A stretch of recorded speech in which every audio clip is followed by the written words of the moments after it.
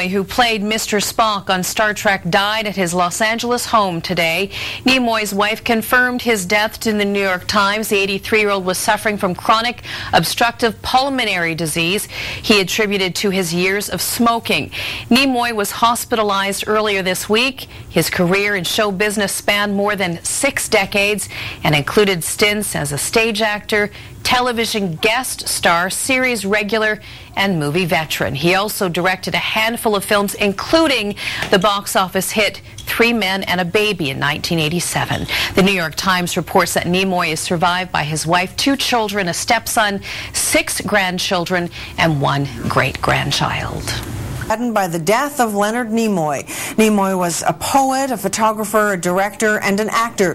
But as CTV's Tom Walters reports, a man who could be remembered for many things will surely be remembered for one.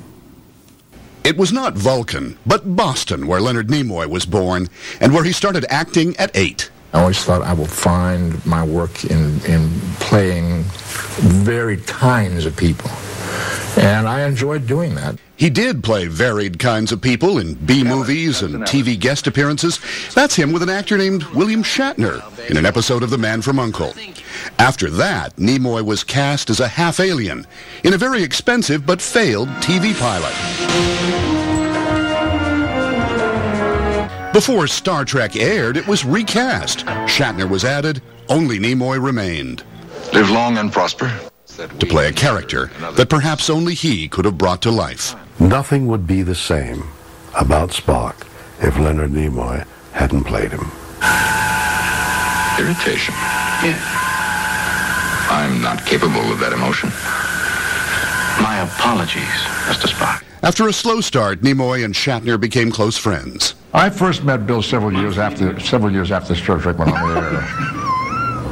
That's a funny line. Nimoy also became a director, doing 2 of the Star Trek movies, and the 1987 hit 3 Men and a Baby, a challenge. Then finally take 6, the baby gets it right, and you say, okay, we got it, print. And the actors say, well, wait a minute, how was I?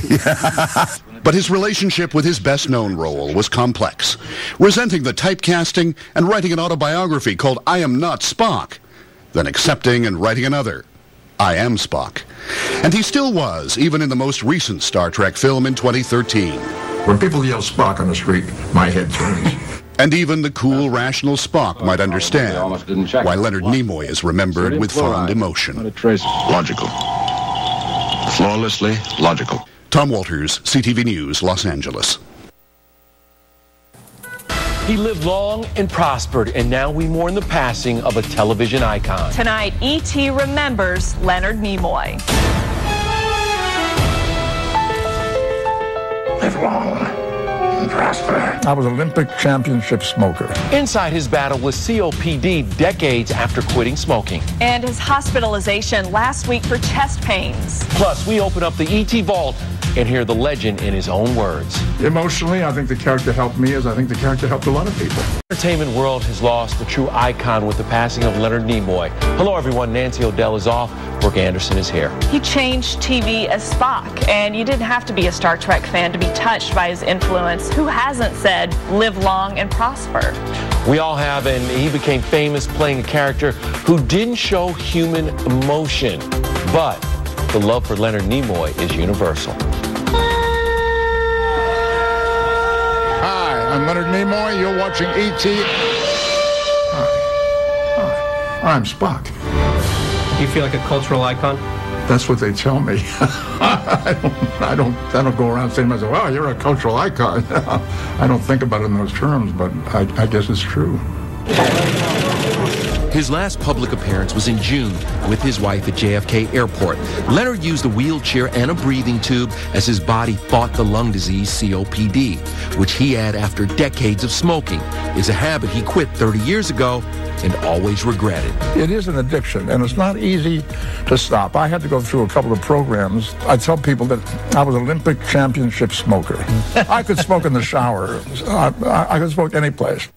Right here at Paramount Studios is where Leonard Nimoy brought the role of the half-Vulcan, half-human Dr. Spock to life in 1966. The iconic character influenced many generations to come. My training was, as an actor, to use my emotions. And this was a character whose emotions were locked up. When we first started shooting, I wasn't ready to do that. I hadn't quite figured it out.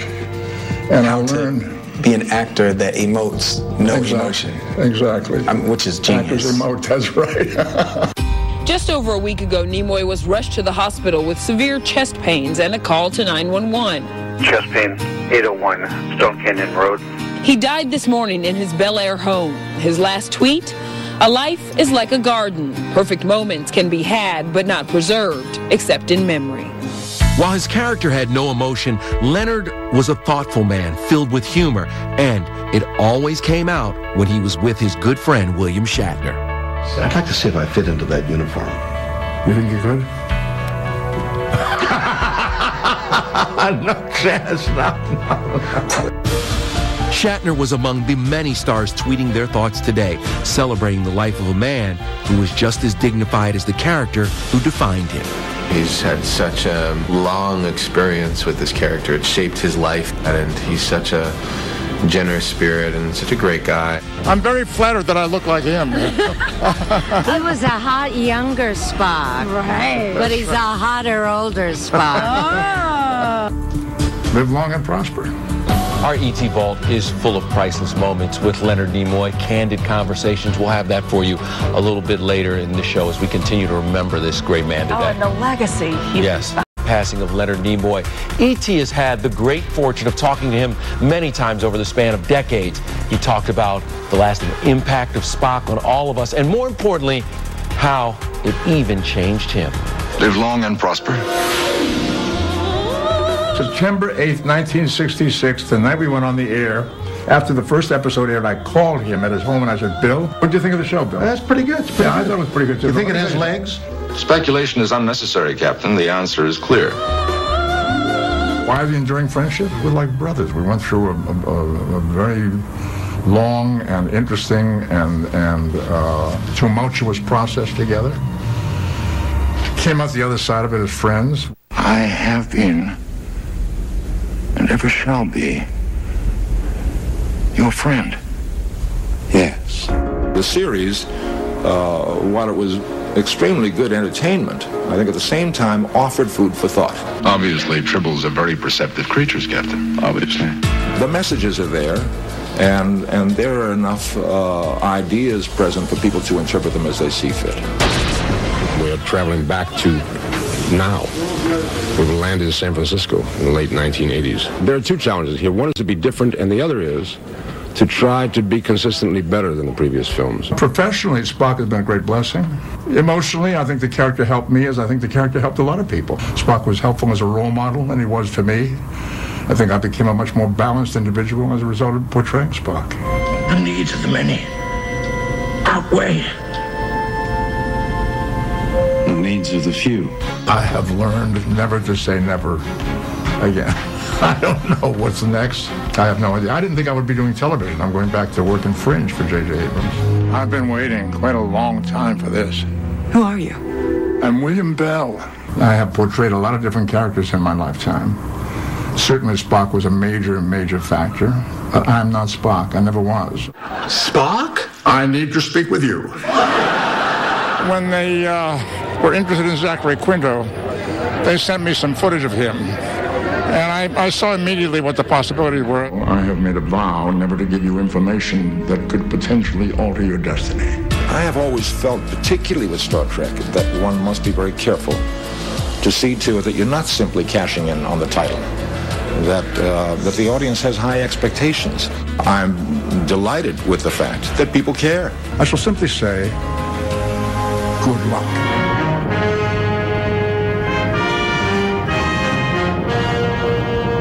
You know, he really was a special man because he was at peace with who he was. He was never bothered by the burden of what Star Trek and Spock could have been. Right. He embraced it and being connected to that character. And he had so many other interests, yes. Music and poetry and photography, so he wasn't just Spock. He lived a full life. He did. He lived long and he prospered. He certainly did. We'll be right back. Long and prosper. He was a steady hand on the Starship Enterprise, an insightful voice about being human. One final Vulcan salute to Leonard Nimoy. Good Good evening and thanks for joining us. Star Trek fans tend to say the show's genius is not the science fiction, it's that it explores what it means to be human.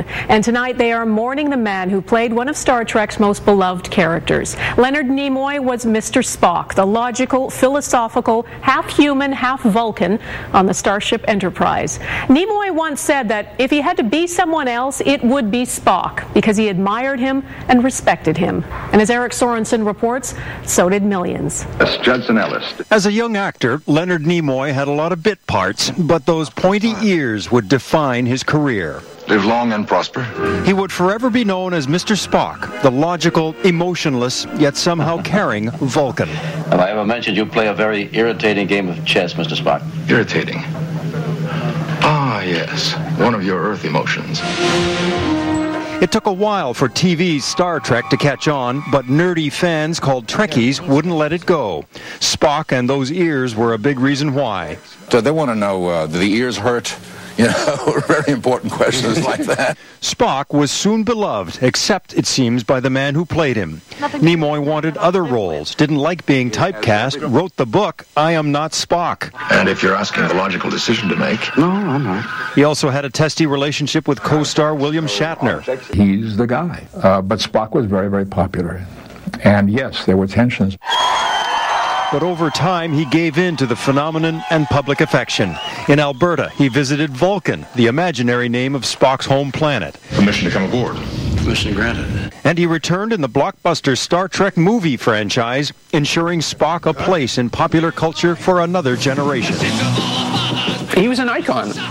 He had this love-hate relationship with the character of Spock for decades before sort of finding peace with it. You're showing off because you were born in Canada. That's right. He found peace with his friend Shatner, too. They even did an ad about their rivalry. But who could possibly replace me? Hi, guys. Hey, Bill. Hey, Leonard. Today, William Shatner tweeted, I loved him like a brother. And real space voyageur Chris Hadfield wrote, you lived long and prospered and were an inspiration to me and to millions. In the end, Nimoy's character was so essential, Star Trek created a new young Spock. I shall simply say, good luck. But there was only one Mr. Spock, the one ultimately embraced by the man who brought him to life. Eric Sorensen, Global News, Toronto. Even the U.S. president issued a statement saying he loved Spock and that long before nerdy was cool, there was Leonard Nimoy. There are all kinds of tributes online. We've compiled some of them on our website, globalnews.ca/globalnational.